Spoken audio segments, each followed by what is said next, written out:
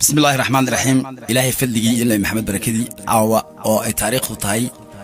بشي لحاد سيدي دي لبدا كل إيا لباتنكا waxaan halkan ku qabanayaa tix la yiraahdo qoorsi anigoo ah Maxamed Xuseen Maxamuud Malow Abwal Malow waxayna leedahay sida tan qorma gabaygu leeyahay hadaan qodobo faaleeyo on qalada muuqdiya akhriya laga maqoostaanka runtii way qadaadhay hadaan idin qulaansiyo oo wixii qarsaday soo qoto ma saaro soo qaadir ajir ima qoro imana qiimeeyo afarta qacdiisii hore iyo gabayga qoortiidhe afar kalena waan soo qadimi oo qalbiga taale abwaan qoran bursida qaaliga ama qadarisaan qiimo uma sameeysan qashnana wawla hadashaan waad quulsataan geesigo koruma qaadaan qiiq iyo afguriya ku tigay qoomamiya wali ilka may qaban ragii qaaliga ahaa ma qulmaan ilaa iyo xornimo qaatagada buusi wax badan bay qalbiga kala hadeen qulaan toosin qasnadkii leh in liga dhashaba waa qanjibisan bil qusuusak ama baqoxooti ugu jira qula caduda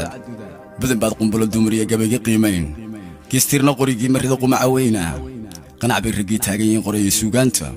anna qayla dhaanban abkayo qeyd ka ridaya qulunlimu dhaxyaalaato qoomana ogada takada hadlahayd baa qafilantin iyo qaabiil qom kaama ciliyaan hubiya qubaya baaruud qaflid baa ku rugan seerahaad qiimo ku lahayd bilaalo nin kale ku qoraad quudu aragtaa awowgiiba uu qabay tanaad qiil ka dhigataan nimayahu dullaha qaayibee qaatay doqoniimo nimayahu qolaanahay saddex qaybta ku ildoofay nimayahu in qoomada dhasho qula la moodaynin nimayahu qulubta iska neceb qanacna kala taagan nimayahu walaalkood nin kale qadada siinay nimayahu ninkii qodob yidhaa laga lax qaaday nimayahu qoolka ugu jira lama qaataanka nimayahu hankii laga qabsaday qaybta beersiga ama diida qoorsigan xun oo ficil isqaad qaata ama qaxa wadan kale qariib baad ku noqoteen wabillahi tawfiiq gabaygu intaas uu ku joogaa assalamu alaykum warahmatullahi wabarakatuh